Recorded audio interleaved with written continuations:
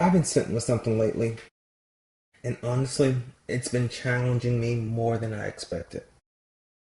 I was reading the Epistle of Romans, chapter 1, and listening to a sermon about following Christ in today's culture.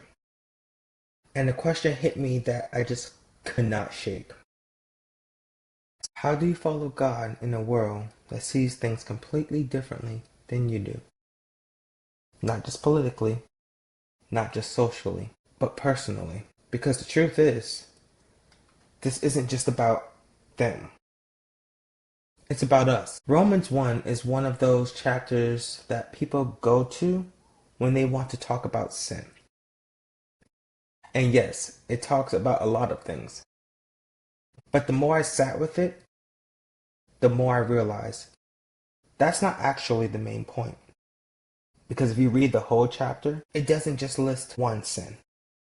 It talks about pride, envy, greed, gossip, disobedience. And what the Apostle Paul is really doing, he's painting a picture of what happens when humanity drifts away from God.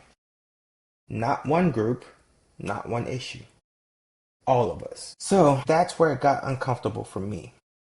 Because it's easy to read something like that and start thinking about other people. But then I had to ask myself, where do I fall short? Where do my desires, my habits, my thoughts not align with God? Because if I'm being honest, this isn't about pointing fingers. It's about looking in the mirror. But here's where the tension really comes in. Because at the same time, I also believe something else deeply. God gives us free will. He doesn't force obedience. He doesn't force alignment. He gives us the ability to choose. And even in Romans 1, it says that God never gave them over. Meaning, he allows people to walk in the choices they make. So now you got this tension. God has a design, but people have a choice. And that includes everyone, not just one group, everybody. Now, let's fast forward to today. We live in a culture where if you disagree with something, especially something tied to identity, you can be labeled as hateful, you can be canceled, you can be dismissed, and on the other side, there are people who claim faith, who lead with judgment, who push people away and call that righteousness. And if we're being real, both sides are missing something. Because this was never supposed to be about extremes. When I look at Jesus Christ, what stands out to me is this. He never compromised truth. But he also never led with condemnation. He sat with people others avoided. He had conversations most people wouldn't have. He showed love in a way that made people feel seen.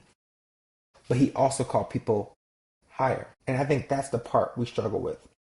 Because it's easy to do one or the other. It's easy to stand firm in truth and become harsh, or to lead with love and to avoid truth altogether.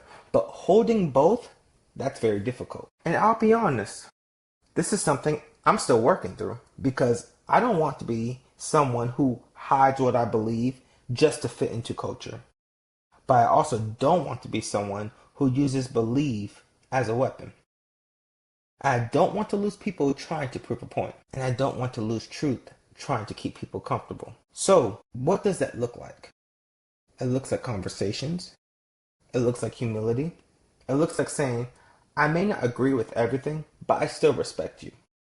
I still care about you, and I'm still willing to walk alongside you. Because maybe the goal isn't to win every argument.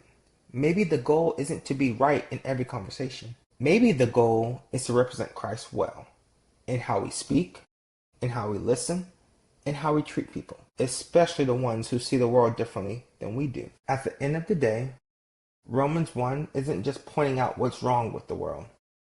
It's reminding us that without God, all of us drift, and all of us needs grace. Now, this is the inner room where we don't just talk about the world around us. We talk about what's going on within us. I'll see you next time. Peace.